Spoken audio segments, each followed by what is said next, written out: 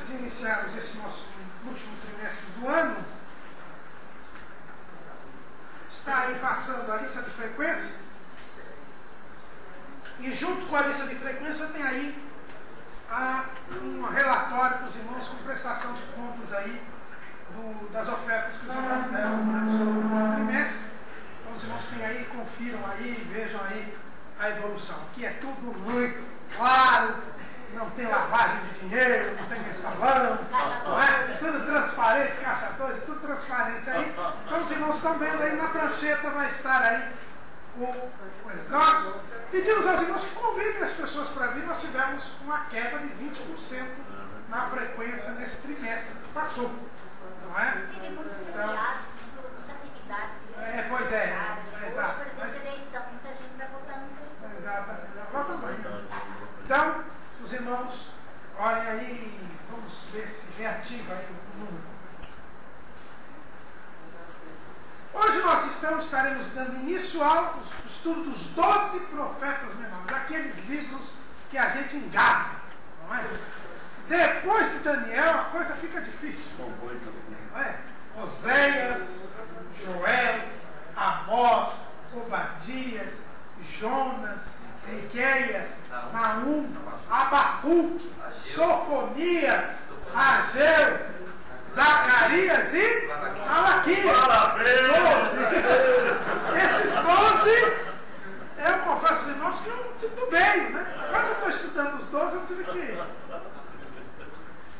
Mas não é brincadeira. Eu lembro desde o meu tempo de criança na escola dominical, a irmã Dina mandava a gente falar a relação dos livros. Quando chegava no Oséias, todo mundo perdia o pé.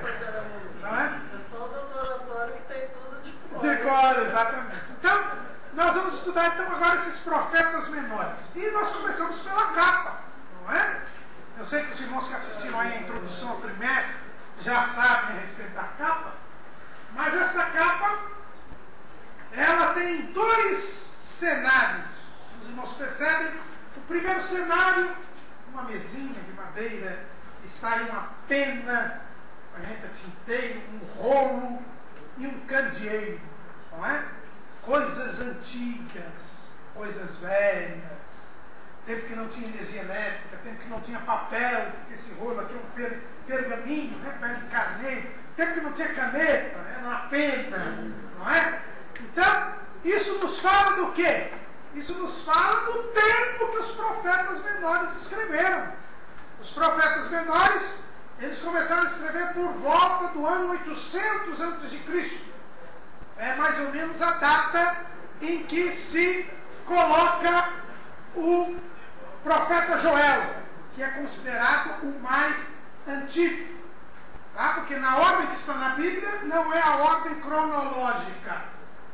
Embora os três últimos sejam Ageu, Zacarias e Malaquias, eles são os mais recentes, não está na ordem cronológica. Oséias não é o mais antigo. Joel lhe antecedeu. Então, na ordem que está na Bíblia, não está na ordem cronológica. Inclusive, a ordem que está na nossa Bíblia, que é a ordem feita pelos judeus, não é a ordem que está na tradução grega, a chamada Septuaginta.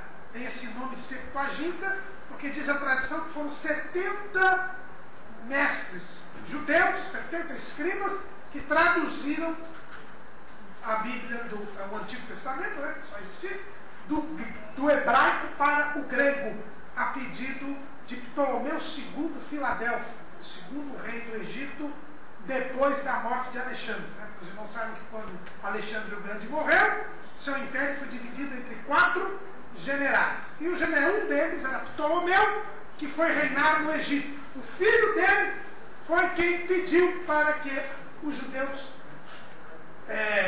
traduzissem a Bíblia, as escrituras, para o grego, porque ele estava começando a formar a biblioteca, a famosa biblioteca de Alexandria. E em Alexandria havia uma grande colônia judaica. Então, o rei Ptolomeu II de Filadélfia pediu para que houvesse a tradução. E diz a tradição que 70 escribas fizeram essa tradução. Por isso que ela se chamou Septuaginta. A ordem dos livros na Septuaginta é outra. Os irmãos vêm aí. 70 ou 72? Alguém diz 72. Alguns dizem 72, outros dizem 70. Tem Aí uma divergência. Esse Esse não tem um lacre? Tem. Tem um lacre? Tem um lacre. Porque O se selo. isso vai ser conhecido agora, isso significa. Porque é escritura profética, né? Aqui na revelação. A ordem da Septuaginta, os irmãos encontram ali na página 6 da revista do Mestre. Nós temos na ordem da Septuaginta Oséias, Amós, Miqueias, Joel, Obadias, Jonas, e aí começa Naum, e aí é igual de Naum até Malaquias. Então há uma pequena diferença aí. Mas, por exemplo, a cópia que eu tenho em casa da uma Septuaginta, eles já puseram na ordem da Bíblia Hebraica mesmo. Então, apesar de serem antigos, então essa primeira parte aí nos mostra da antiguidade, não é? Esse é o primeiro plano, nos fala da antiguidade dos escritos. Muitas profecias, houve profetas como Miqueias, por exemplo, que escreveu 700 anos antes de Jesus nascer e disse a cidade que Jesus ia nascer. Não é? Então, é a antiguidade desses profetas. Mas, o segundo plano, os irmãos percebem ali que é um prédio bem moderno, né? Parece esses aqui do Centro Empresarial ali das Nações Unidas, ali, Pinheiros, não é? Então, esses prédios modernos das grandes metrópoles, o que quer dizer isso? Fala da modernidade, dos dias de hoje, da atualidade, dias de tecnologia, das grandes metrópoles. O que a nossa revista a capa está querendo mostrar, o que é que aqueles escritos, embora sejam antigos, escritos há 2.500, 2.600 anos, 2.700 anos, eles são atuais. Eles servem para nós hoje. É isso que a capa da revista está mostrando. Apesar de serem escritos antigos, eles servem para nós hoje. E por que servem para nós hoje? Vamos ler lá a primeira carta de Pedro. Né? Os irmãos viram que nossa lição já foi baseada em Pedro. E Pedro faz questão de dizer isso. 1 e 25. 1 de Pedro 1 e 25. Mas a palavra do Senhor permanece para sempre. E esta é a palavra que entre vós foi evangelizada.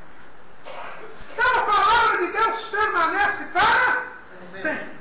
A Bíblia, irmãos, é a palavra de Deus, é a revelação de Deus para o homem. Então a palavra de Deus, ela não se prende ao tempo. Ela não se prende ao tempo. Porque para Deus não existe tempo. O tempo é para nós. A Bíblia começa dizendo assim: no princípio criou Deus os céus. Quer dizer, a ideia de princípio é uma ideia da criação, não é uma ideia do Criador. Para o Criador não há tempo. O senhor Severino Pedro da Silva costuma dizer que para Deus o tempo é um eterno presente. Não sei que não dá para a gente entender, mas para Deus 1 milhão de anos atrás, 1 milhão de anos à frente é agora. É a mesma coisa. Então, eu sei que a nossa mente não entende, porque nós fomos forjados no tempo. Existe um filósofo alemão chamado Immanuel Kant. Ele diz que a própria mente do homem é formada de estrutura de espaço e de tempo. Para Deus não há tempo. Então, se para Deus não há tempo, a palavra dele não está presa ao tempo. Então, apesar de ter sido revelada a nós há mais de 2.500, 2.600 anos, essas palavras dos profetas são tão atuais quanto no momento em que elas foram escritas. Porque elas podem ser aplicadas. É por isso que o nosso subtítulo no trimestre diz Advertências e Consolações para a santificação da Igreja de Cristo. Então, esta palavra que foi escrita por esses profetas é uma palavra atual, uma palavra presente. E é isso que a capa da nossa revista está querendo dizer.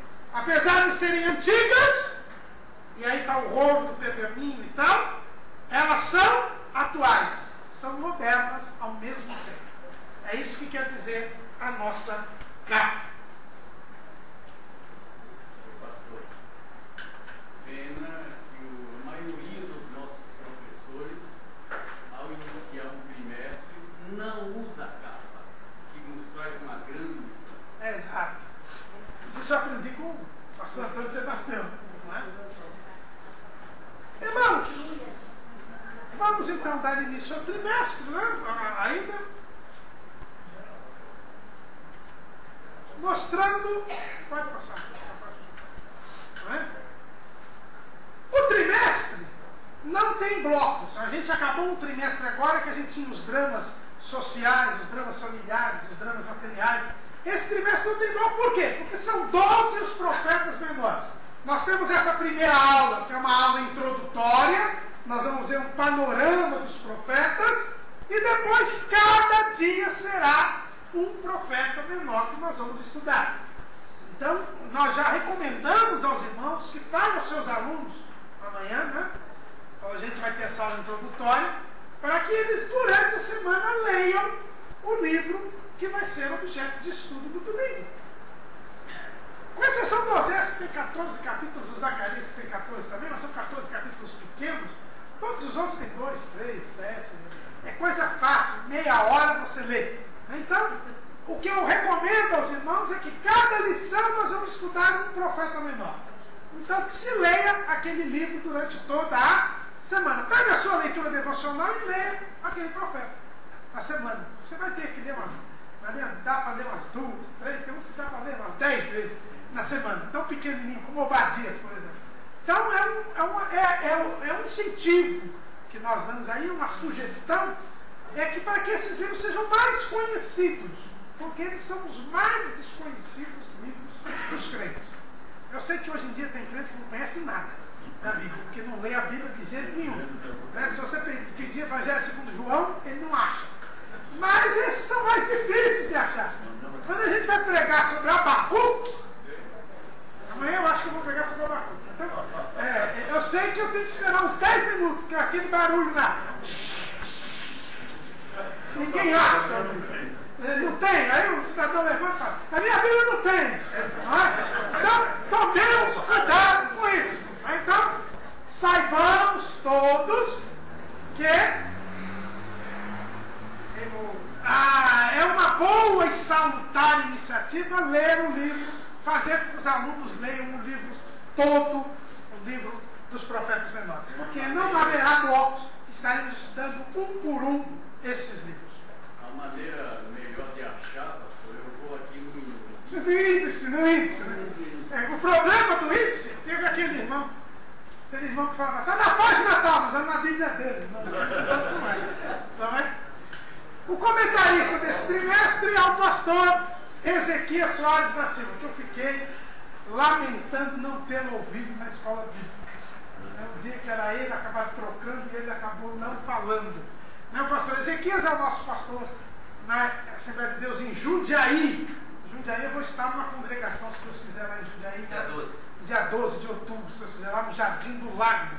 Então, o pastor Ezequias, ele é o presidente da Comissão de Apologética da Convenção Geral das Assembleias de Deus e é o diretor acadêmico da Escola de Missões das Assembleias de Deus. Um grande estudioso do hebraico, um filósofo, cientista da religião. Eu fui calouro dele na USP. Ele estava terminando filosofia, eu estava entrando em filosofia. A gente se conhece de lá. Né? É o pastor Ezequias. É o nosso comentarista desse trimestre. Então, quando ele falar de hebraico assim na lição, não fique hebraico, é porque é a especialidade dele. Né? Ele conhece bem hebraico e tal. Não é? Tem um livro, vários livros, né? Mas tem um livro muito bom que eu recomendo, que é sobre a Testemunha de Jeová. Arrasa a Testemunha de Jeová. Não é? Bom, então vamos começar falando sobre os profetas menores. Esse nome já fica assim, né? Coitados profetas. Por isso que acho que ninguém lê. Porque já são chamados de menores. Então não deve valer muito a pena, né? Deve ser. Por que eles se chamam profetas menores? Será que o Espírito Santo era menorzinho neles? Será que o Espírito Santo veio todinho para Isaías? que é o maior dos profetas maiores, e para o coitado de Obadias só deu uma lascunha assim, no Espírito Santo assim. Será que é por isso que eles são chamados profetas menores? Será que é por isso? Não, né? Em primeiro lugar, essa expressão foi uma expressão criada ou revelada a nós por Agostinho de Hipona, o que os católicos chamam de Santo Agostinho. Não vou dizer que ele não seja santo, não é? Não no sentido da Igreja Romana. Mas Agostinho, quando alguém fala de Santo Agostinho, já fica arrepiado. Agostinho, irmão, são um dos grandes teólogos da história da Igreja. Ele é um dos doutores da Igreja Romana. Aliás, amanhã o Papa vai fazer mais 2 doutores da Igreja Romana. Mas, e tem muita gente que, quando fala de Agostinho, vira a cara. Não, eu acho que você precisa ler as Confissões de Agostinho, é um livro belíssimo. A Cidade de Deus é um livro mais complicado de Agostinho. Porque Agostinho é a base, irmãos. São 2 grandes teólogos. Ninguém pode falar que sabe teologia se não ler Agostinho e Tomás de Aquino. São os 2 grandes teólogos. E Agostinho, que viveu no século IV, nos anos 300 e 400.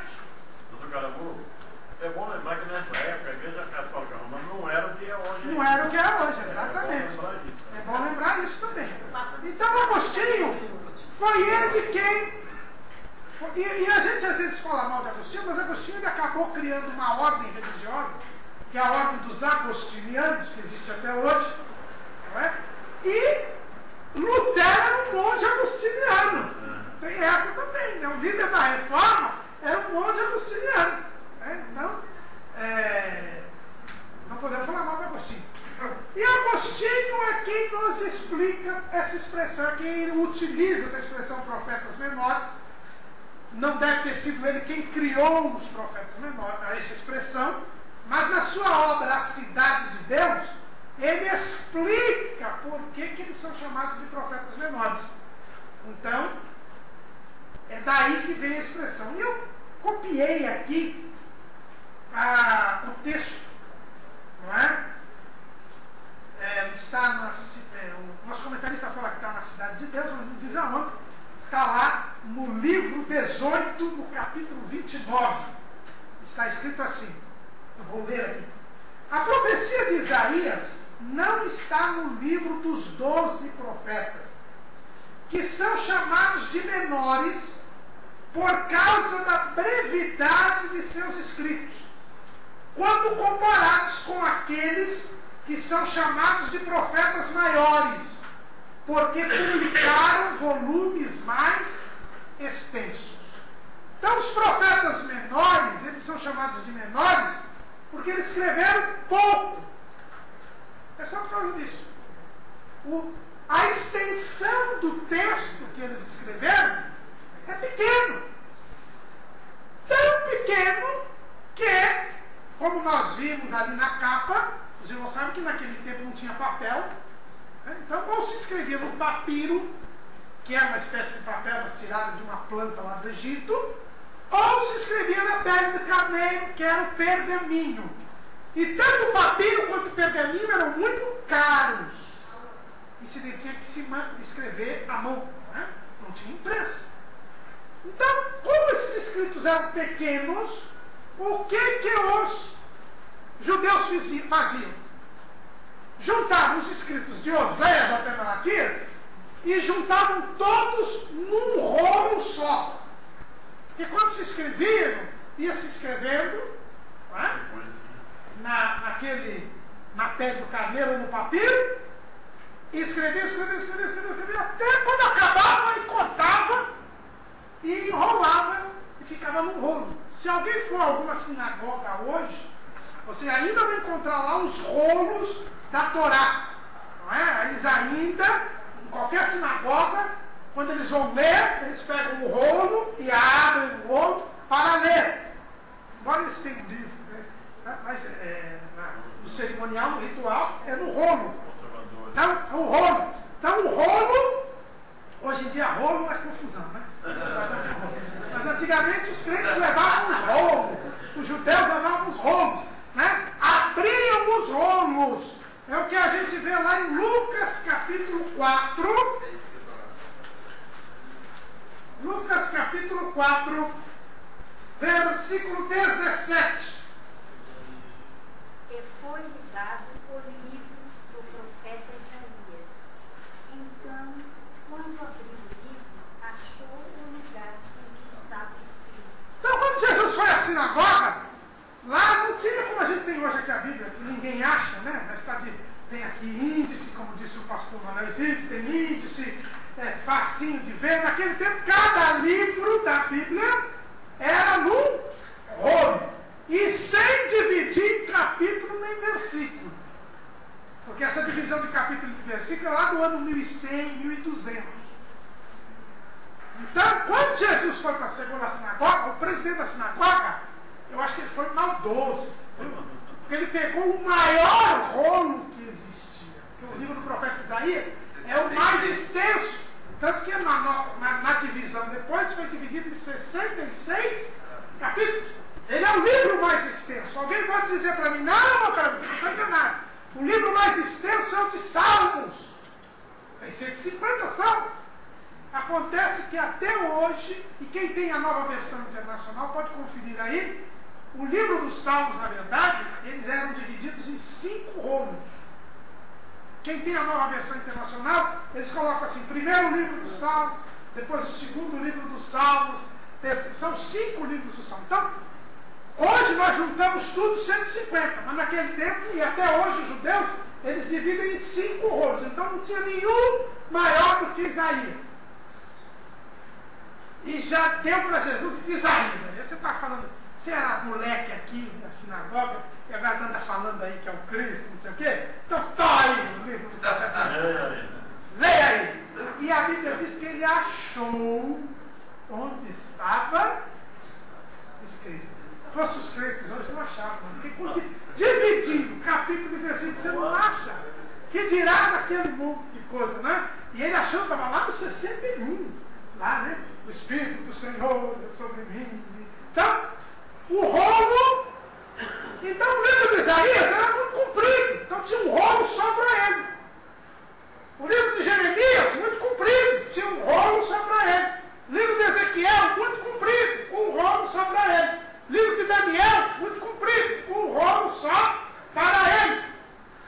Agora, Oséias, Joel, Amós, Obadias, Jonas, Miqueias, Naum, Abacuque, Sofonias, Ageu, Zacarias, Malaquias, todos curtinhos. Você ia gastar um rolo para cada um, com o preço do pergaminho? Não, junta tudo num rolo só. E é o livro dos 12. Ele era conhecido como livro dos 12. Shanã Assá. Que quer dizer o livro dos 12. Hoje eu não trouxe aqui, mas quem já comprou aquela Bíblia hebraica da editora Sefer, que é a tradução dos rabinos diretamente para o português, ela tem lá os 12. O livro é os 12.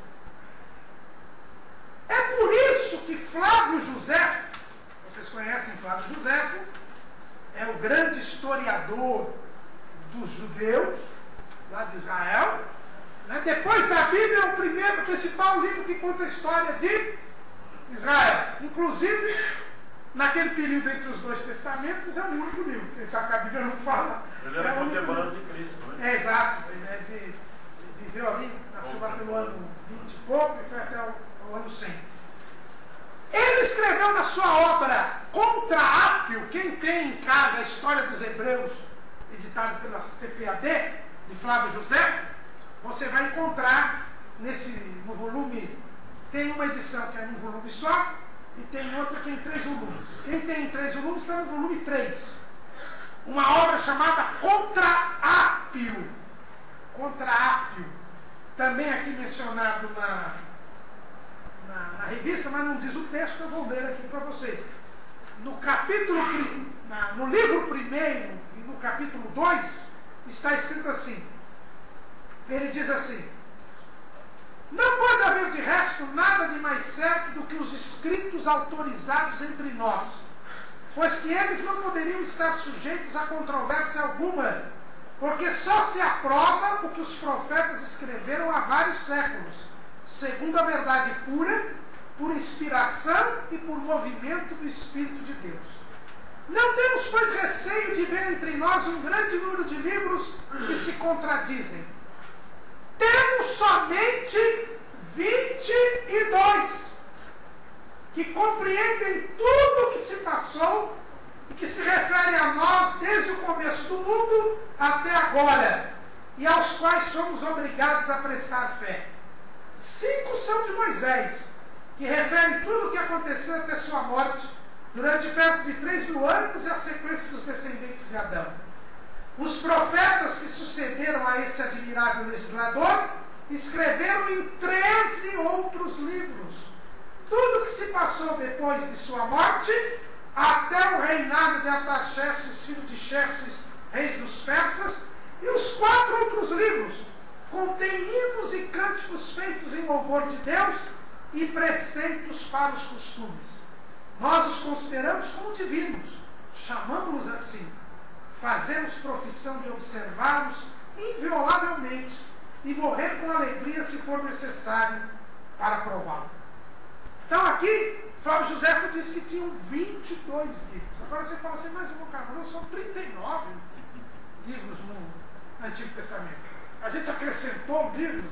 Não, é porque eles consideravam os 12 um livro só. Os 12 é um livro só. Ainda tem o problema de Jeremias e Lamentações e tal, mas os 12 é um livro só.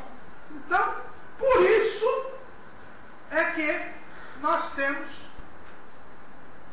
Flávio Josefo, que era contemporâneo de Jesus, ele disse que eram 22 livros. Porque os 12 eram considerados um livro só. Estavam num rolo só. Num livro só. É por isso que eles são chamados de profetas menores. Para nós terminarmos aqui ainda, como é que os judeus consideravam, o nosso comentarista também fala do livro de Eclesiástico.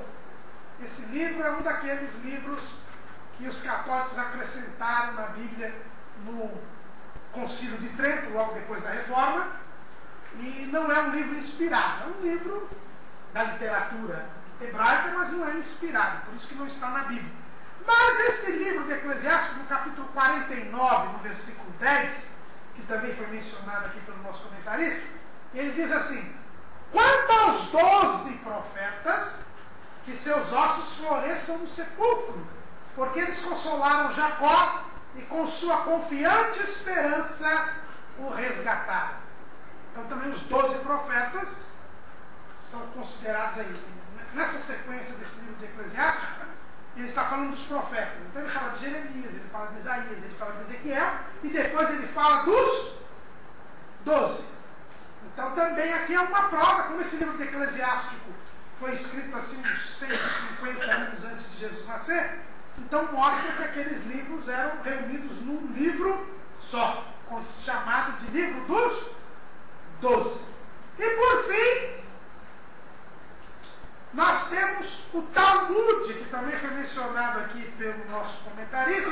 O Talmud, irmãos, é um livro que reúne aquilo que Jesus chamou das tradições dos anciãos. Lembra quando os fariseus reclamaram que os discípulos não lavavam as mãos, não é?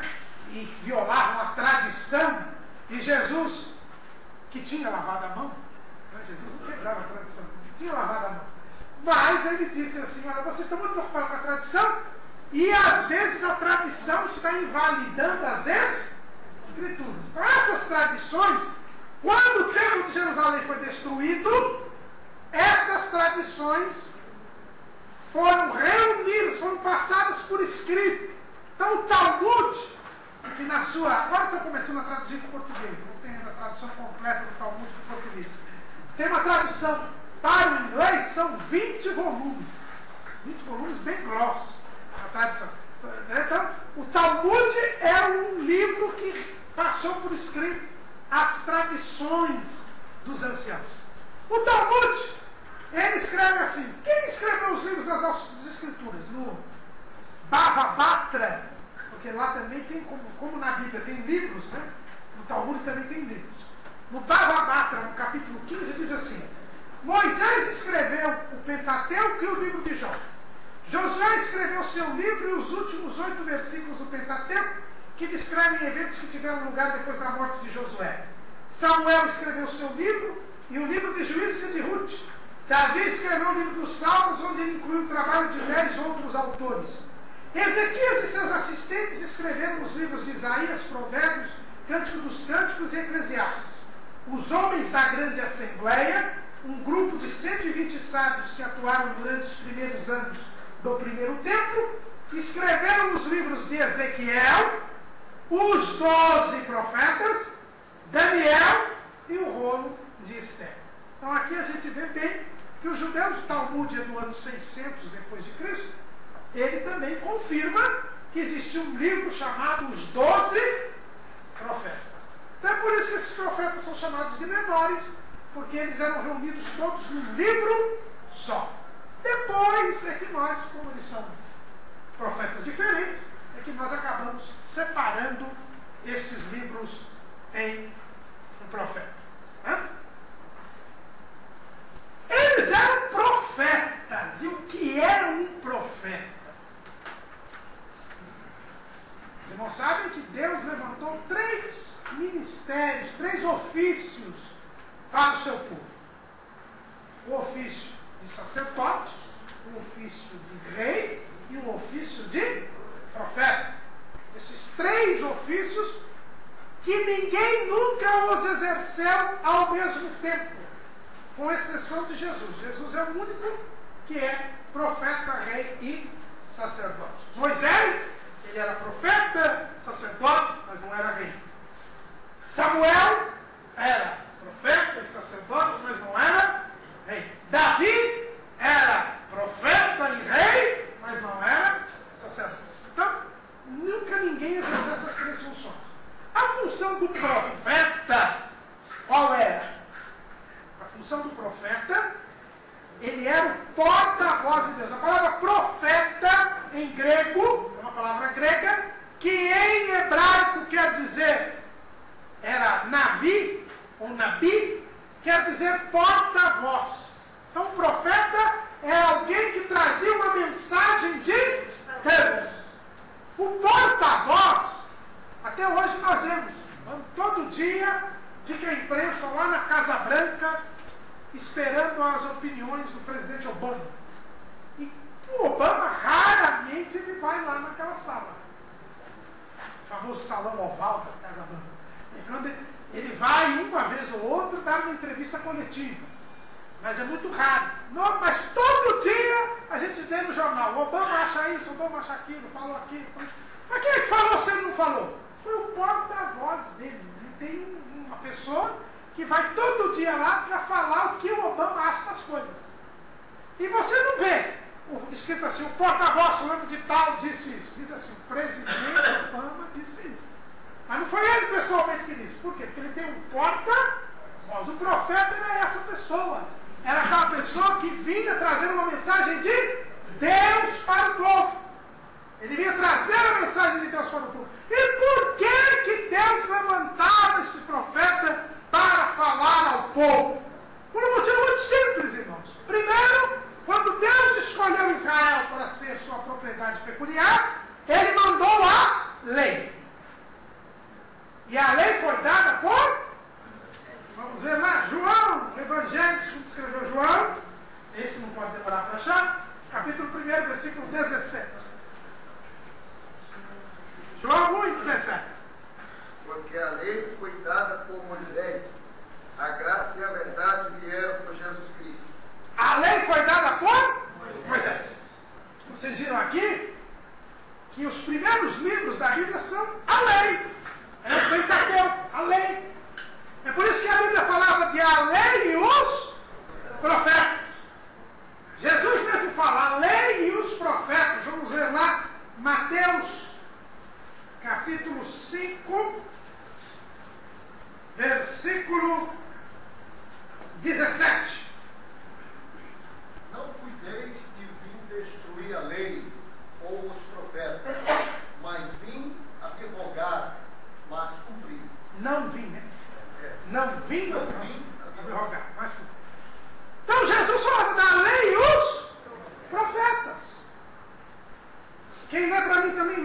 16 e 16.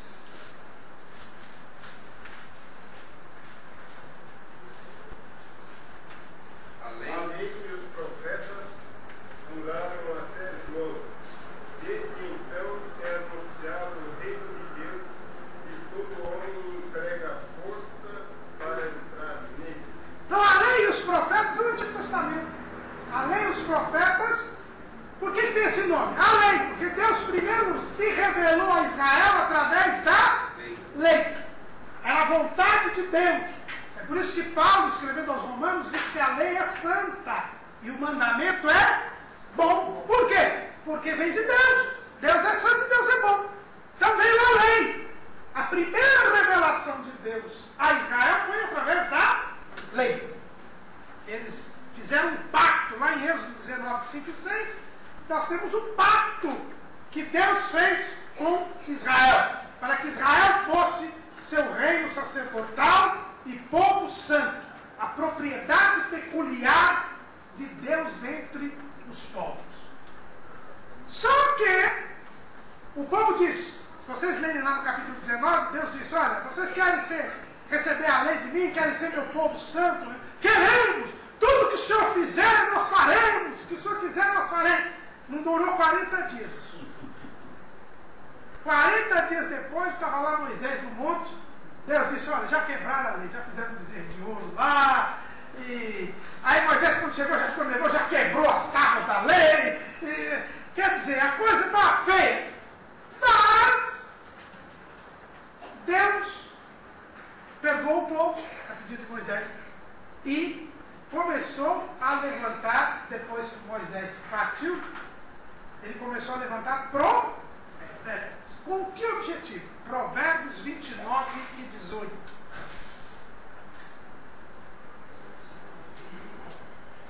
Provérbios 29 e 18. Não havendo profecia, o povo perece. Porém, o que guarda a lei, esse é bem-aventurado.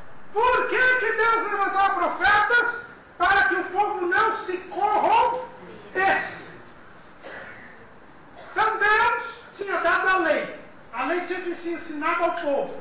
E Deus levantava profetas para que o povo não se corrompesse. Para que não acontecesse que com o passar do tempo o povo se desviasse dos caminhos de Deus. Então Deus levantava profetas com um objetivo. O objetivo de fazer o povo lembrar a lei. Lembrar o que é certo e o que é errado. Deus trazia os profetas para corrigir o povo, para fazer o povo se emendar, para tornar viva a vontade de Deus para o povo. E mais ainda, tem mais uma coisa importante aqui. Ele iria, o próprio Moisés, antes de partir, ele disse assim para o povo, olha, o Senhor suscitará dentre vós um profeta como eu, a ele ouvir. Ou seja, depois de Moisés ia vir um outro profeta, tão poderoso, ou mais poderoso que Moisés, que o povo deveria ouvir. Esse profeta nós sabemos que é Jesus, é o Messias. Então, eles deveriam aguardar esse profeta que estava para vir. Então, esses profetas que Deus foi levantando, primeiro, para eles lembrarem a vontade de Deus, para eles viverem de acordo com a lei, e para que este profeta que viria, progressivamente, Deus vai revelando quem é esse profeta que vai vir. Para Moisés só disse, é um profeta que estará no meio de vós. Depois, lá na frente, quando Davi já é rei, Deus já disse que vai ser da descendência de Davi. Mais à frente, Isaías fala que ele será da raiz de Jessé, que ele será o servo do Senhor, que ele será o príncipe da paz, Deus forte, Deus conselheiro, Pai da eternidade. Miqueias diz que ele vai nascer em Belém de Judá. Joel diz que ele será um ensinador de justiça que derramará o Espírito Santo. E assim por diante. Sofonias diz que será aquele que fará o juízo que virá. O próprio Joel também diz que é aquele que irá levar as nações ao vale de Josafá. Enfim, todos os profetas, Malaquias diz que é o sol da justiça. Enfim, todos estes. Oséias diz que é aquele que do Egito virá. Enfim, todos esses profetas são levantados por Deus para, primeiro, evitar que o povo se corrompa, fazer com que o povo esteja de acordo com a lei. Segundo, para trazer mais informações a respeito daquele que viria. Então, o profeta ele tem esse papel. E era o ofício mais democrático, porque o rei tinha dinastia. A dinastia que Deus escolhia, o rei vinha daquela família. O sacerdote era descendente de Arão.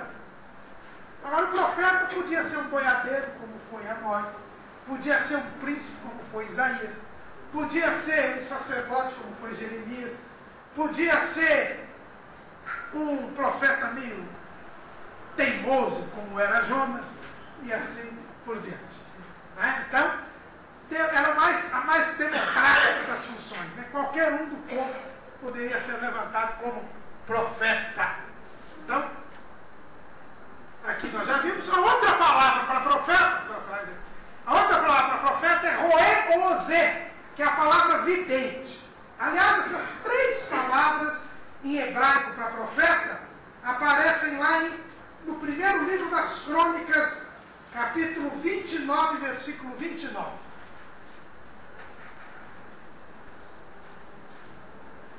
Então disse 29, pois após... Primeiro Crônicas 29 e 29. Os anos, pois, do rei Davi, assim os primeiros como os últimos, eis que estão escritos nas crônicas de Samuel, o vidente, nas crônicas do profeta Natã e nas crônicas de Gade, o vidente. Então aqui nós temos duas vezes a palavra vidente e uma vez a palavra profeta. São as três palavras em hebraico. O profeta também ele era chamado antigamente de vidente. Hoje em dia, quando a gente fala de vidente, você lembra logo de macumba, né? De alguma coisa assim, né? Porque vidente é aquele que vê. A palavra vidente quer dizer aquele que vê. Por quê? Porque o profeta ele recebia revelações da parte de Deus e ele via aquilo que a gente não pode ver. Aquilo que foi revelado por Deus. Aquilo que era invisível aos homens é agora visível a Deus. Em algum dos livros dos profetas menores, nós vamos encontrar a visão. Quem lê para mim? Naum 1 e 1. Agora eu quero ver achar o Naum. Naum 1 e 1. Texto de Nínive, livro da visão de Naum, o Ecosita. Livro da visão. Ele teve uma visão. Por isso que ele é chamado de vidente. Porque ele teve uma visão. Então, o profeta é aquele que vê. Vê o quê? Vê aquilo que Deus revelou a ele. Aquilo que normalmente não é visto pelas pessoas. Não é sabido pelas pessoas. Tá?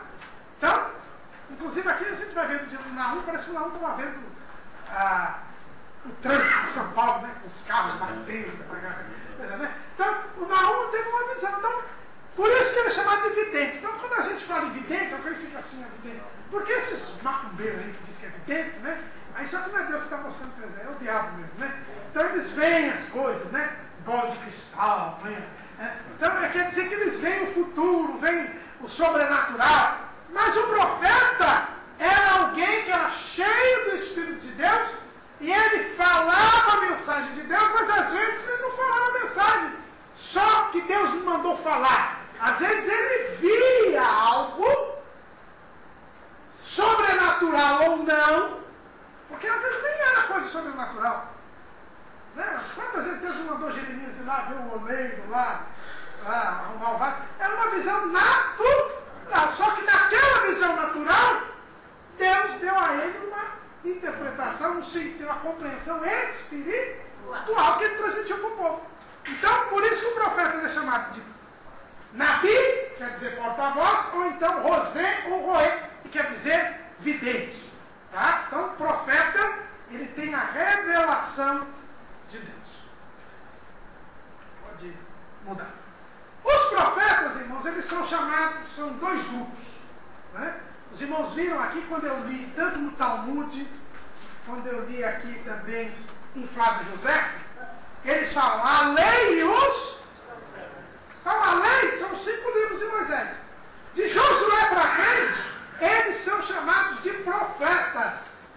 Os irmãos sabem que a Bíblia hebraica ela é chamada de Tanakh. Torá. Ele, Navi, quer dizer, Nabi, que são os profetas. E Ketuvim, os escritos. Então, na Bíblia hebraica, você tem a Torá, que são os 5 livros de Moisés, os profetas, que são para nós os livros históricos e os livros proféticos, e os escritos. Os escritos, que é Salmos, são os livros poéticos, né? Salmos, Jó, Cantares, e eles colocam ainda Esther, Daniel e Crônicas, porque foram livros escritos depois do cativeiro. Lá no Vejam Só, um pastor presbiteriano me disse que Daniel não é considerado profeta pelos judeus, mas a profecia dele se cumpriu. Não é bem que Daniel não é considerado profeta. O livro de Daniel ele não é considerado um livro profético. Por quê? Não, eles até consideram Daniel profeta. Mas eles não colocam o livro de Daniel entre os proféticos porque ele não foi escrito em Israel. Esse é o motivo. Mas não deixa de ser profeta. Mas não deixa de ser profeta. Até houve lá um probleminha, que tanto o Heber como o outro pastor Batista disseram que não entendem por que chama profetas menores se tem alguns deles que são maiores que Daniel. Eu ia até falar disso aqui, mas já aproveito para falar.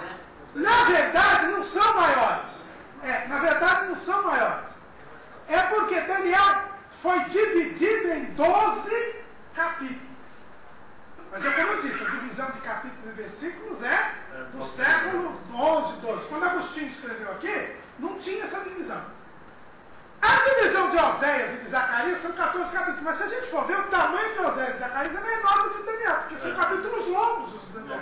Daniel também é dividido em história e profecia. Então, na verdade, não é o número de capítulos que determina se o livro é maior ou menor. Por quê? Você precisa ver o tamanho dos capítulos. Não é? Você pega um livro de Zacarias, que tem 14 capítulos, ou Oséias, que tem 14 capítulos, mas se você for pegar o livro de Daniel, os 12 capítulos de Daniel dão mais do que aqueles 14 capítulos. Então, lembrar, isso foi bom porque houve até um irmão que ligou para mim e falou que eu tinha que falar isso na aula hoje. Né? Por que Oséias e Zacarias têm 14 capítulos e eles são chamados de menores e Daniel que só tem 12? Só que os 12 de Daniel são maiores do que os 14 de Oséias e de Zacarias.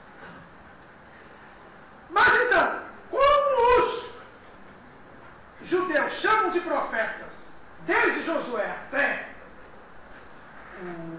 os livros que nós vamos estudar, então foram colocados os profetas em 2 grupos, chamados profetas anteriores, que são os primeiros profetas, não é? São aqueles profetas que não escreveram as suas profecias, ou que as suas profecias não chegaram até nós. Porque aqui a gente acabou de ler em 1 Crônicas que Samuel tinha crônicas, quer dizer, Samuel registrou coisas, mas não chegaram até nós, né? Com exceção do pedaço lá do livro de Samuel. Mas existem profetas cujas profecias não foram eles não escreveram as suas profecias, eles não registraram as suas profecias. Deus mandou que eles profetizassem, mas não mandou que eles escrevessem o que eles profetizaram. São chamados profetas anteriores. É o caso de Samuel, de Natã, de Gad, de Elias, de Eliseu. Faltou um uzinho ali que o Humberto cortou ali na hora. E alguns anônimos, né? E alguns anônimos que a gente não sabe nem o nome. Então, esses profetas, eles profetizaram, a Bíblia fala deles, mas não foram eles que escreveram as suas mensagens, os seus ministérios. Foram outras pessoas. Estão nos livros históricos. Então, por exemplo, o livro de Samuel, se entende que quem escreveu o livro de Samuel foi Samuel, Natã e Gad. Conta a história de Davi, de Samuel, Saul e Davi, mas no meio deles fala do Natã, fala da profetada do Natã, fala do Gad, enfim, mas deles mesmos não escreveram as suas mensagens. Elias e Eliseu está lá no livro dos reis. No livro dos reis, a tradição entende que foi Jeremias que escreveu. Então, Jeremias escreveu falando de Elias e Eliseu, mas eles mesmos não escreveram as suas mensagens, os seus ministérios. Já os profetas posteriores, os que vieram depois, aí Deus mandou que eles não só profetizassem, como que eles escrevessem. E quando não podia escrever, mandou escalar alguém. Foi o que aconteceu com Jeremias. Jeremias chamou o Baruque e mandou o Baruque escrever tudo que ele tinha profetizado. Então Deus mandou que eles profetizassem e que eles escrevessem. Esses são chamados profetas posteriores. E esses profetas, cujas mensagens foram eles mesmos que registraram, que estão na Bíblia. E que são os maiores, Isaías, Jeremias, Ezequiel e Daniel, e os menores, que são esses que nós vamos estudar agora. Tá? O livro de Daniel foi escrito onde? Em Babilônia, né? Ele estava em Babilônia. Mas Jeremias também não encerrou seu ministério lá, porque Jeremias é considerado. É porque o livro de Jeremias, ele encerrou o seu ministério lá, mas a boa parte do livro foi escrito por Baruque lá na terra de Israel. Entendeu? Então ele entendeu. Foi escrito em Jerusalém. Né? Entende-se até que Jeremias, em Babilônia, ele até escreveu o livro dos reis. Os dois livros dos reis. O livro primeiro que o Jeremias apresentou para o rei, ele queimou. Que é o primeiro, exato. Estava no reino. Exato, estava no reino lá. Então é por causa disso. Né? Aqui eu já falei então dos profetas maiores e os profetas menores. Né? Shenem Assar é o nome do livro, os 12. Tá? Já falamos aqui também sobre isso. Os profetas menores, então, Oséias, que não tem mais acento, Joel, Amós, Obadias, Jonas, Miqueias, que também não tem mais acento, Naum, Abacuque, Sofonias, Ageu, Zacarias e Malaquias. Que no fim do trimestre a gente possa falar na ordem, direitinho, né? E achá-los na Bíblia. Esse é o objetivo do nosso. Desses 12 profetas, 9 escreveram antes do cativeiro da Babilônia. 9 profetas foram levantados durante o tempo da divisão do reino. Os irmãos sabem que depois de Salomão o reino foi dividido. O reino do sul, que é o reino de Judá, com 2 tribos, Judá e Benjamim, e o reino do norte, chamado reino de Israel, com 10 tribos, que seguiram o Jeroboão. Então, nós temos profetas no reino do norte e profetas no reino do sul. 9. O reino do norte foi destruído mais ou menos 120 anos antes do reino do sul. O reino do norte não existe mais. Essas são as 10 tribos perdidas de Israel. Nós vamos falar disso durante todo o trimestre. Né? Qualquer universidade hebraica que você encontrar hoje, for na Universidade Hebraica de Jerusalém, for na Universidade Hebraica de Nova York, qualquer universidade hebraica que você for, tem um departamento que pesquisa e procura descobrir onde estão as 10 tribos perdidas. Toda universidade hebraica eles estão, e já acharam alguns. Acharam lá em Botsuana, né, que é um país ali no norte da África do Sul. Encontraram ali um remanescente. encontraram ali na Etiópia os falachas que até levaram para Israel. Tem uma pesquisa ali no Afeganistão, também os patanes no Afeganistão parece que também são. Tem um povo também minoritário ali na China, eles estão fazendo a pesquisa, o governo chinês anda atrapalhando, não deixa de fazer as pesquisas, mas eles estão fazendo por DNA e tal, descobrindo. A Bíblia diz que o reino de Judá e de Israel serão unidos no futuro. Então eles vão ser achados mesmo.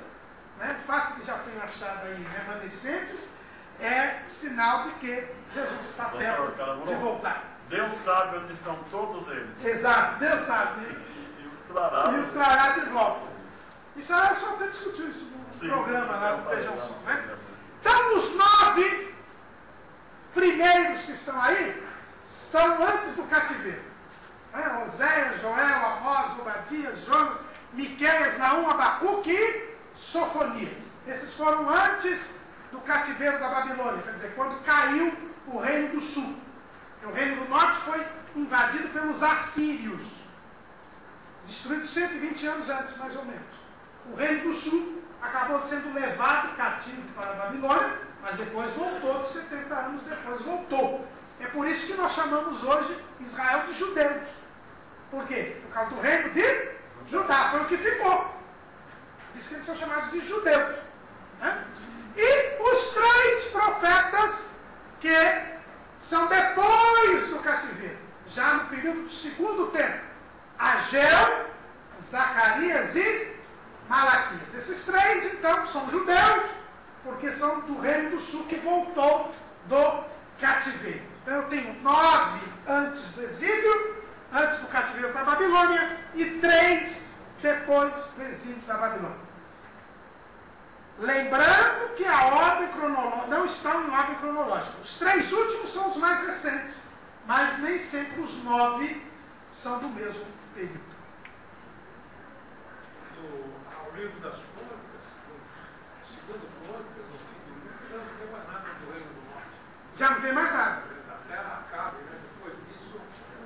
É depois de Oséias. Nós vamos estudar na próxima aula o livro de Oséias. Porque Oséias, ele assistiu, ele era um profeta do reino do norte, e ele foi testemunho ocular da destruição do seu próprio povo.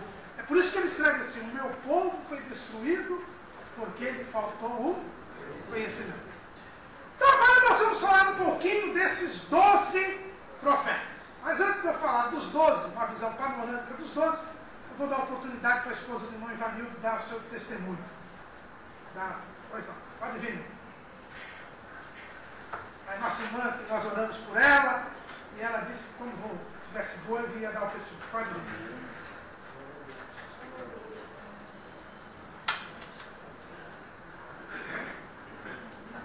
Pode ser, fica à vontade.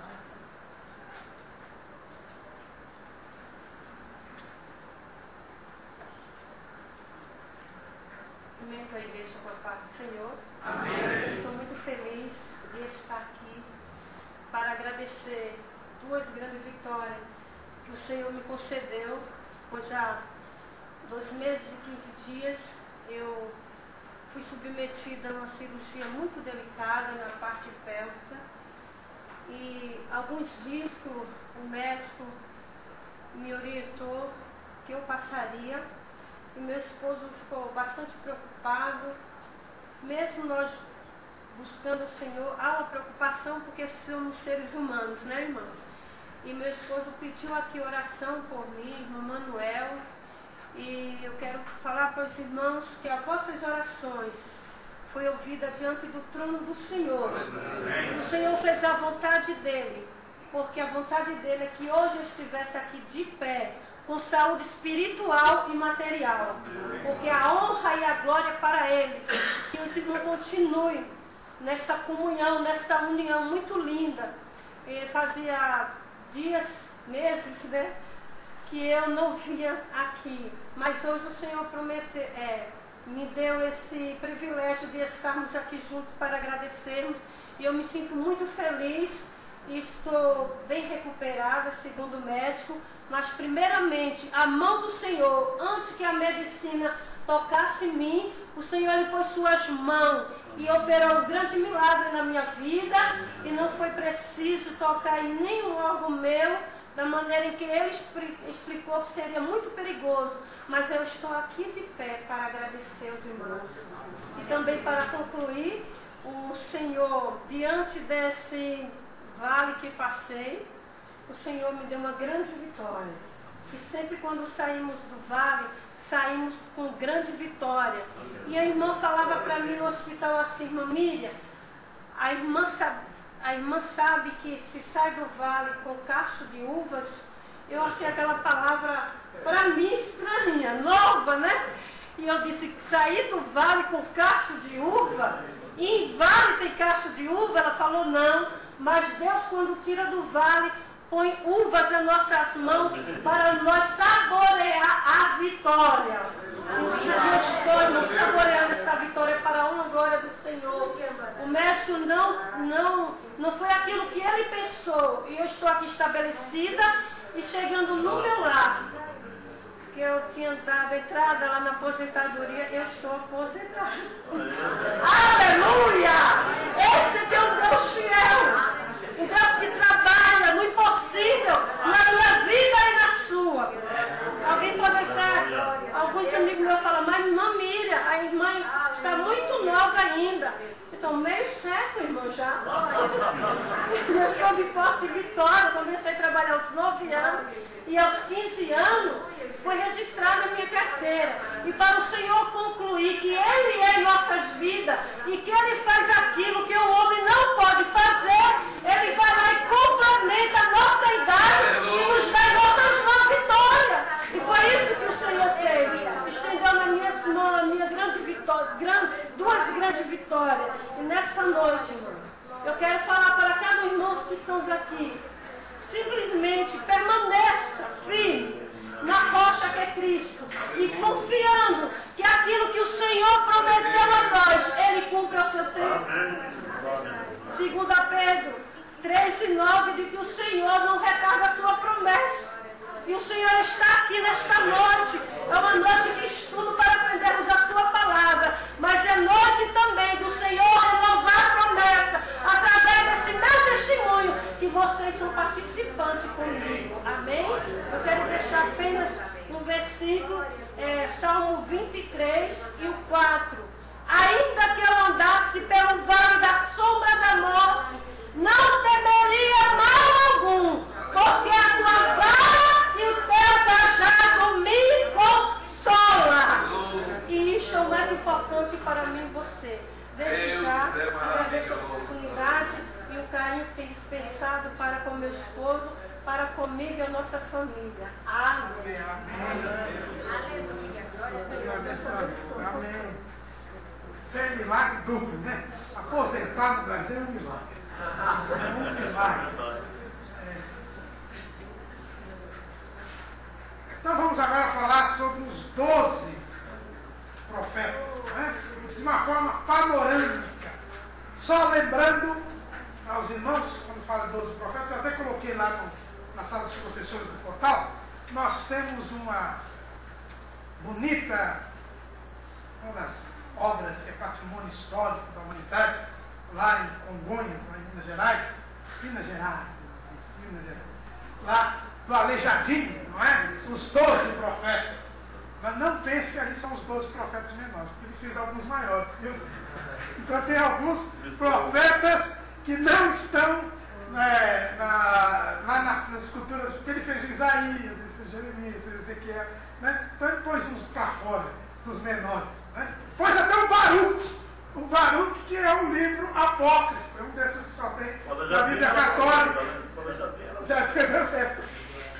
Então tinha o Baruque, não é? Mas o Baruque na Bíblia Católica é considerado um prolongamento do livro de Jeremias. Então é um profeta maior, né? É um complemento que eles consideram Lamentações e Baruque como complementação do livro de Jeremias. Então, na Bíblia Católica e na Bíblia Protestante, os profetas menores são os mesmos.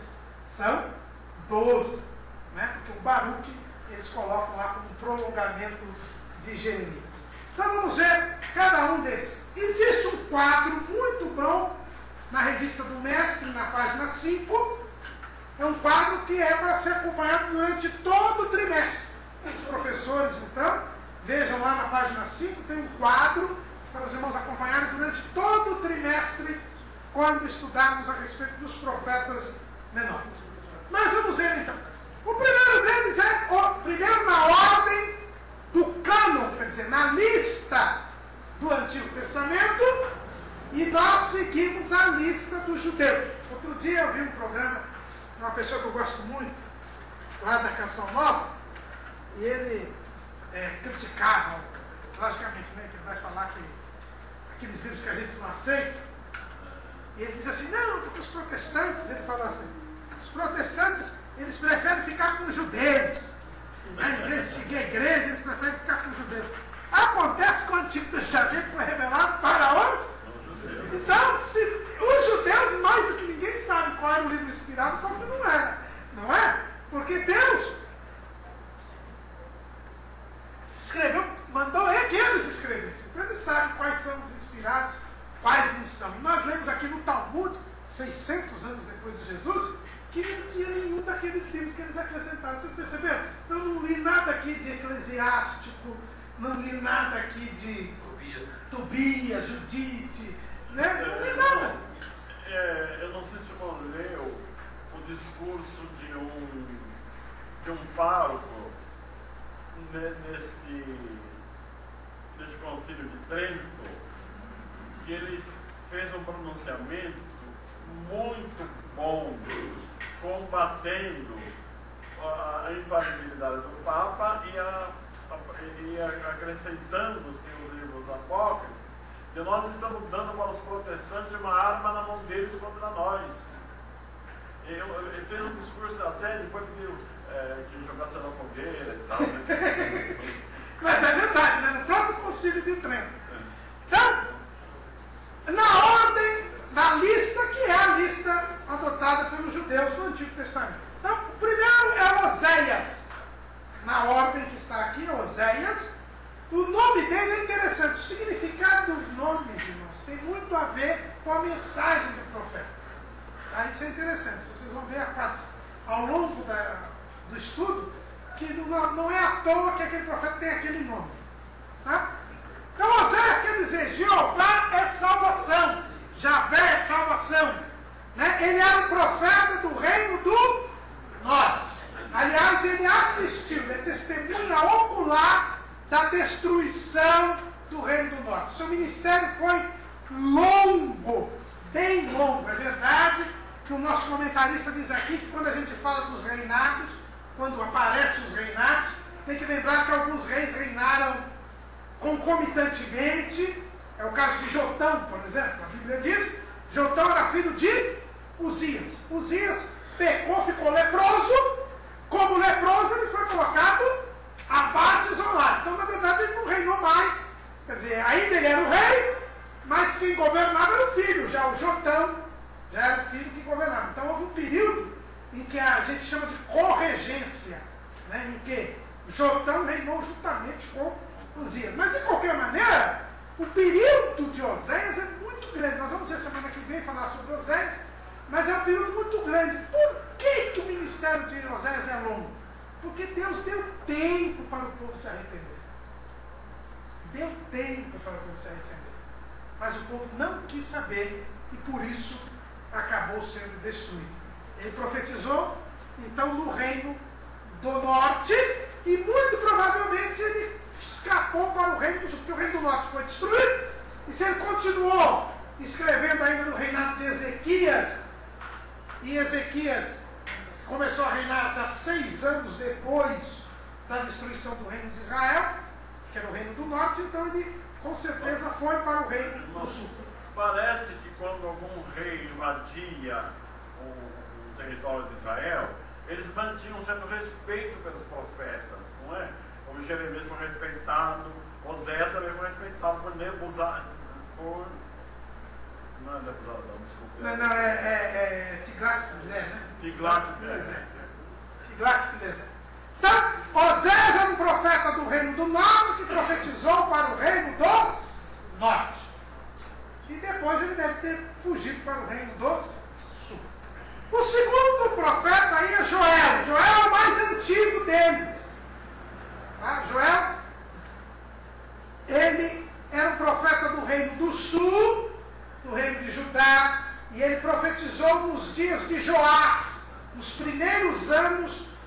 Joás. Quem era Joás? Joás era o menino que escapou da mão da filha do Acabe, da Atalia. A Atalia foi uma rainha que usurpou o trono, tomou o trono de Judá. Ela era a filha de Acabe, que tinha se casado com Jeorão, que era filho de Josafá. Jeorão, aquele rei que morreu sem deixar saudades algumas, e morreu, o filho dele assumiu, o Acasias. E ela era mãe do Acasias. O Acasias morreu, aí ela matou os netos, tudo, e assumiu o trono. É a única pessoa que não era da família de Davi que assumiu o reino de Judá. Quer dizer, quase acabou com a casa de Davi. Mas o sumo sacerdote Joiada, ajudado lá por uma irmã lá do Joás, ele escondeu o menino Joás, e Joás depois se tornou rei 7 anos depois. E aí, então, Joel foi levantado para profetizar para o reino do sul. Ele era um profeta do reino do sul e profetizou para o reino do sul. O terceiro é Amós. Amós, cujo nome quer dizer fardo, carga pesada. Amós é o profeta predileto da teologia da libertação. Quem olha para o Amós assim, parece que ele é do PT. Viu? Parece que ele é do PT. É só nessa coisa da injustiça. Não tinha mensalão nem kit gay. Não é? Aqui, aliás, os nossos crentes de São Paulo lembrem do kit gay amanhã. Então, Amós, ele denunciou a carga pesada que existia sobre o povo. Só que ele era um profeta do reino do sul. Ele era da aldeia de Tecoa. Ele era um boiadeiro, um agricultor. E Deus o mandou lá para o reino do norte. Então ele é um profeta do reino do sul, que profetizou para o reino do norte. Ele foi lá para Samaria denunciar o pecado do povo do reino do norte. E de lá depois ele foi expulso. Alguns entendem até que depois que ele foi expulso, Deus levantou Oséias. Então, Amós, ele era um profeta do reino do sul, que profetizou no reino do norte. O quarto é Obadias. Obadias, que na Bíblia católica é Abidias, mas é a mesma coisa, só mudou, é uma variante de nome, Abidias ou Obadias, tanto faz. E ele era um profeta do reino do sul, até porque quando ele profetizou já quando Babilônia já tinha invadido Israel. Então, já no comecinho do cativeiro. Ele é contemporâneo de Jeremias, então lá não existia o reino do norte. E ele profetizou contra Edom. Ele não profetizou para Israel. Ele era um profeta do reino do sul e profetizou contra Edom, os descendentes de Esaú. É o menor livro da Bíblia, tem um capítulo só. Achar o Obadias é mais difícil, muito difícil achar o Obadias. Jonas, o quinto profeta. Jonas, cujo nome quer dizer pombo, Ioná. É o nome da minha irmã. Ioná, em grego, em hebraico, né? Quer dizer pombo. Já dando a ideia de que ele é um mensageiro. Ele era profeta do reino do norte. Ele era do reino do norte. E o livro dele é uma mensagem dele para Nínive, que era a capital da Assíria, que era a potência da época. Então ele foi levado por Deus para pregar a gentios, para pregar aos assírios. Mas ele já tinha um ministério antes. Nós vamos ver isso na aula apropriada, não vou adiantar aqui, mas ele já tinha um ministério antes. Né? O livro de Jonas só fala dessa sua teimosia, né? O grande peixe. Ou baleia, ou grande peixe. Nós vamos descobrir na aula própria. Né? Então, Jonas, ele era um profeta do reino do norte, que foi mandado para profetizar contra Nínive. O sexto profeta é Miqueias. Miqueias, em hebraico, Micá, que quer dizer quem é semelhante a Jeová? Quem é semelhante a Deus? No começo do livro, ele pergunta quem é semelhante a Deus. No fim do livro, ele também pergunta quem é semelhante a Deus. Ele é contemporâneo de Isaías. Ele é um profeta do reino do sul, que profetizou para o reino do sul. O que Amós falou lá contra a injustiça social no reino do norte, o Miqueias falou aqui. Né? Porque Deus falou, não vai pensar o reino do sul que era melhor. Não. Eu mandei um estar aqui para falar lá, mas eu levanto aqui para falar aqui mesmo. Então, Miqueias também, a teologia da interpretação gosta bastante de Miqueias, e Miqueias, ele profetizou, ele é contemporâneo de Isaías. Né? Enquanto Isaías estava no palácio, na corte, profetizando, ele profetizava no meio do povão. Né? Miqueias, ele profetizou também, exortando o povo à obediência. O sétimo profeta, pois não. No caso de Amós e Oséias era contemporâneo. É correto eu dizer que Oséias profetizou na cidade de Samaria, enquanto Amós tinha a responsabilidade de profetizar no campo? Seria mais ou menos isso? Não, porque o Amós ele foi profetizar em Samaria. Ele era do campo, mas ele foi profetizar em Samaria. Ele foi profetizar na capital mesmo. Tanto que A Oséias depois, ele foi levantado depois. Oséias, é o seguinte. Tanto que ele incomodou. Tanto que ele incomodou, ele foi expulso. Parece os crentes que a gente conhece hoje. Não é? São expulsos. Quando começa a falar a verdade, são expulsos. Mas só, para vocês verem como a mensagem é atual. É atual. Tem uns crentes que falam, qualquer dia desse eu vou ser um desses que vai ser expulso. Tem lugar aí que já não me convidam mais.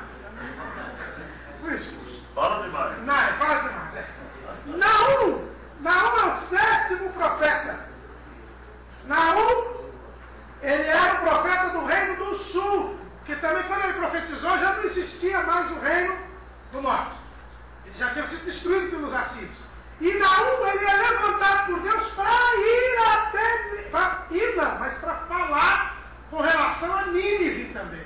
Veja que interessante. Jonas foi levantado no reino do norte para ir até Nínive para pregar contra Nínive. Nínive se arrependeu e não aconteceu nada do que o profeta queria que acontecesse. Agora o Naum, do reino do sul, é levantado por Deus para profetizar contra Nínive, porque Nínive voltou a pecar e dessa vez não teve perdão. Foi juízo sem misericórdia. Nínive foi destruído 20 anos mais ou menos depois de Naum profetizar. Nínive foi arrasada e está arrasada até hoje lá. Quem tem dúvida quanto à veracidade das Escrituras, é só ler o livro de Naum e fazer uma viagem até Nínive e você vê que Deus é fiel e cumpre a sua palavra. O oitavo profeta é Abacuque. Esse livro é difícil, quando a gente fala do Abacuque, eu já pus até aqui o marcador para amanhã pegar Abacuque. Abacuque, todo mundo fica correndo para lá e para cá, né? Além de não acharem, ainda quando vão citar Abacuque, ainda colocam HB, fonte, que HB é Hebreus, Abacuque é HC. Né? HC é tudo culpado. Né? Abacuque, o nome dele quer dizer abraço ardente, abraço amoroso, lutador. Ele era o profeta do reino do sul. Ele é contemporâneo a Jeremias. Hoje o neném não vem. O Abacuque, irmãos, eu acho que é o melhor representante dos crentes revoltados que tem por aí. E vocês sabem que tem umas denominações aí que ficam falando, você tem que se revoltar contra Deus. Tem que ler o livro de Abacuque. Porque Abacuque começa revoltado. Quer que Deus haja já, é agora. Aí Deus diga para ele, eu já vou agir dessa maneira. Aí, quando Deus responde para ele, ele fica mais revoltado ainda. Aí Deus dá um cala-boca nele. Eu não digo que é um cala-boca, porque é o próprio profeta que diz no final que foi um cala-boca. E aí ele se converte. Aí o capítulo 3 de Abacuque é diferente. Aí já é um salmo em que ele louva a Deus e que ele termina dizendo, ainda que tudo dê errado, eu me alegrarei no Deus da minha salvação. Então Abacuque é um profeta, é um livro um pouco diferente, né? Porque é um revoltado. É uma revolta que se tornou pública. Deus mandou ele escrever bem grande, tá? Para todo mundo saber que não vale a pena ser revoltado. Era um profeta do reino do sul que profetiza, né? Ele fica revoltado porque que Deus está deixando as coisas degringolarem lá, ele é contemporâneo de Jeremias, e Deus diz para ele, Babilônia vai dar um jeito nesse povo. Aí ele ficou bravo, que história é essa? Um povo idólatra vai resolver o povo, né? Aí Deus, depois eu resolvo com o Babilônia também. Fica quietinho aí que eu resolvo tudo nessa vida. Não é? Então, Abacuque é um profeta do reino do sul que profetiza para o reino do Sul. Sofonias, livro que o pastor Serafim gosta, né? Sofonias é um livro escatológico, né? Não quer dizer Jeová protege, ou ainda tesouro, né? Aquilo que está escondido. Sofonias também nos dias de Jeremias, ele é levantado por Deus para trazer uma profecia ao povo. Qual? Vocês vão ser dominados pelas nações, vocês vão ser oprimidos pelos gentios, mas Deus tem um acerto de contas com as nações lá na frente. Pode ficar tranquilo, vocês vão ser subjugados por Babilônia, mas Babilônia vai ser julgada a seu tempo. E está lá no Apocalipse, né? 18, 17, 18, está lá o julgamento de Babilônia. Não é à toa que isso é chamado de Babilônia lá no Apocalipse, o sistema mundial gentil. Então Sofonias era um profeta do reino do sul, que profetizou para o reino do sul. Esses são os 9 profetas de antes do exílio. Agora vamos para os 3 depois. Depois que o povo foi para a Babilônia, ficou 70 anos lá, voltou. Quando voltou, parecia que tinha tomado jeito, mas não tinha tomado jeito mesmo. Então Deus precisou levantar profetas. Levantou 2 ao mesmo tempo, Ageu e Zacarias. Eles foram levantados por Deus. Por quê? Porque quando o povo voltou, começou a reconstruir o templo. Houve oposição das nações em volta. Então eles falaram, então deixa isso para lá, vamos cada um cuidar da nossa vida. E aí Deus levanta Ageu e diz para eles, vocês têm que cuidar primeiro da minha casa, tem que dar prioridade a mim. Vocês voltaram para a terra, não para cuidar da vida de vocês. Vocês voltaram para ser meu reino sacerdotal e meu povo santo. E aí então Ageu, agora não tem mais reino do sul, reino do norte, é depois do cativeiro, só existe o reino do sul, né? Só existem os judeus. Ageu, cujo nome quer dizer festivo ou festividade, ele foi levantado por Deus para fazer o povo voltar a reconstruir o templo. Indispensável. Até porque, disse Deus, vocês já estão até chorando aí, porque faz tempo. O templo agora é Michuruca, não é o templo de Salomão. Não é? Parece que agora estão querendo fazer templo de Salomão aí. Estão querendo até fazer com efeito para o templo de Salomão sair mais rápido. Mas a verdade é que esse templo aí parece que é Michuruca, perto do templo de Salomão, mas esse será maior, a glória desse será maior. Por quê? Porque é nele que irá aparecer aquele que vocês estão esperando. Aquele anunciado por Moisés, aquele anunciado por Isaías. E realmente Jesus esteve nesse segundo templo. Então Ageu, ele levantou o povo para que reconstruísse o templo. Ageu, podemos dizer que Ageu era contemporâneo de Elias, Esdras, talvez um pouquinho anterior. Talvez não, um pouquinho anterior. Porque Neemias foi mais ou menos uns 70 anos depois da volta do cativeiro. Isso é logo lá no começo do livro de Esdras. Né? Então eles são, Ageu e Zacarias são anteriores a Esdras e Neemias. O Ageu é muito querido da teologia da prosperidade. Mas a gente vai ver. 2 e 8. Exato. Mas só é 2 e 8. O resto eles não falam. Mas Jesus ele veio um terceiro templo de Herodes. Não, Herodes só reformou esse. Ele fez uma reforma nisso, mas é o mesmo tempo. Tá? O terceiro ainda não foi construído. Então a questão espiritual, o templo é esse aqui. O templo que está para vir é mais glorioso do que Esse aqui, exatamente.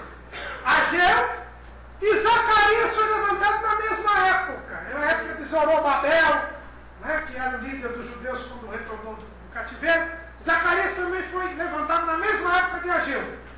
Só que Zacarias não falou apenas do problema da reconstrução do templo. Zacarias foi levantado por Deus para revelar o reinado que viria com o Messias. Então Ageu foi levantado para que eles construíssem um templo onde Jesus estaria. E Zacarias fala do reinado desse Messias.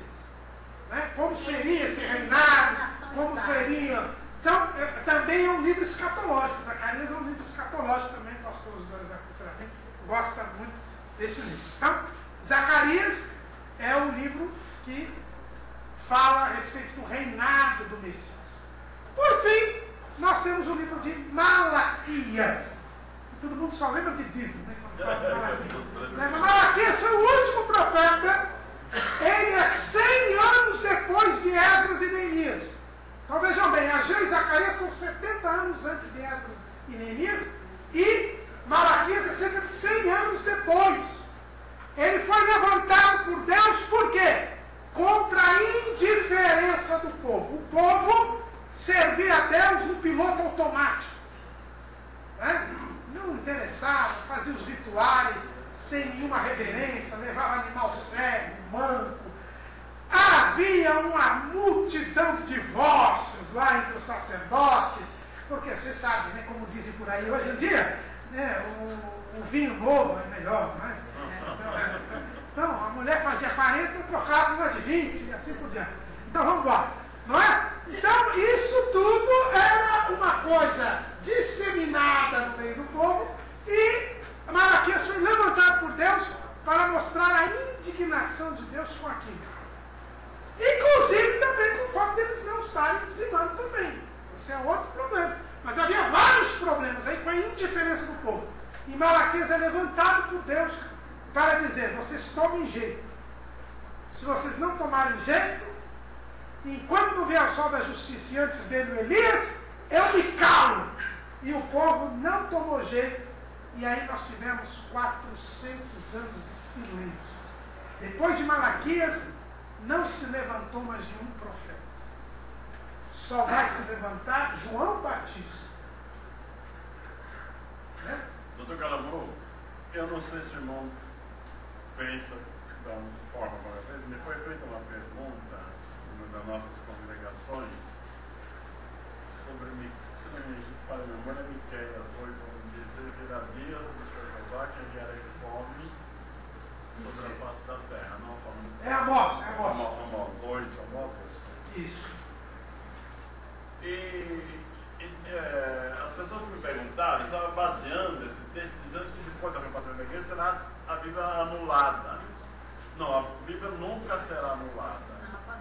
Então a minha compreensão, que eu explico para os irmãos, é que essa profecia já se cumpriu nos 400 anos do silêncio de Deus. Porque aí o povo tinha desejo de ouvir a voz de Deus, mas não tinha. Inclusive os macabeus procuraram tanto para empreender as guerras, batalhas, mas não houve profecia nenhuma. Não houve profecia nenhuma. Não é? Deus não levantou profetas durante todo esse período. Tá? Depois que eles não atenderam a mensagem de Malaquias. Então esses são os 12 profetas menores. Uma visão rápida, né, só panorâmica. E agora nós vamos, querendo Deus, a partir da semana que vem, estudar um a um esses profetas. E eu volto a insistir. Leve os seus alunos, professor, dedique a semana do estudo desse livro a ler o livro. Agora nós vamos estudar Oséias. Então leia a partir de segunda-feira, já leia o livro de Oséias, os 14 capítulos de Oséias. E lembrando, por fim, que o nosso comentarista, ele diz, dentro da sua sapiência que é peculiar, né? Ele diz assim, lógico que nós não vamos estudar o livro inteiro em uma lição só, mas nós vamos enfocar alguns temas atuais que estão naquele livro.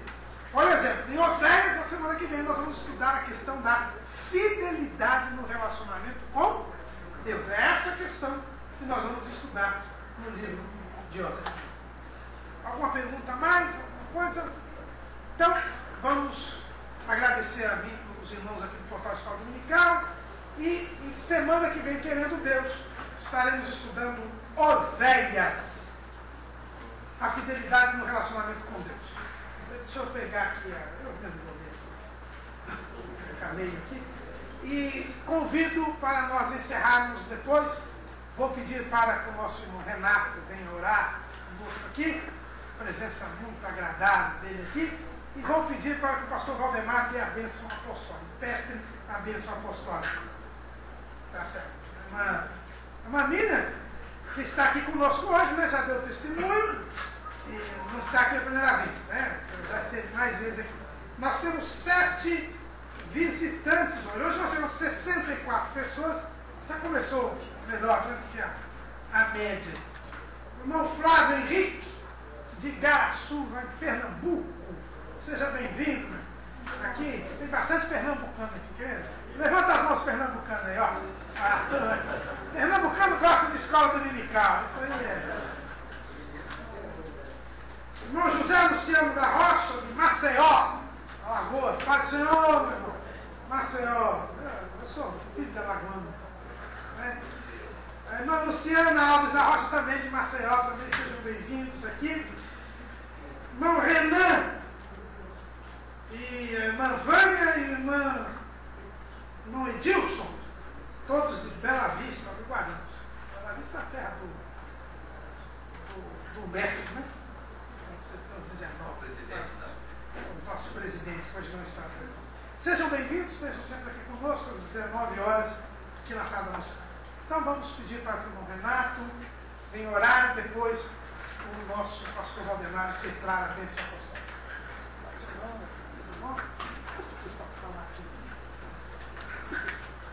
Cumprimento os irmãos com a paz do Senhor. Amém. Vamos orar. Senhor Deus e Pai, nós queremos te agradecer, te glorificar, bendizer o teu nome, Senhor, pelos momentos que passamos aqui, aprendendo a tua palavra.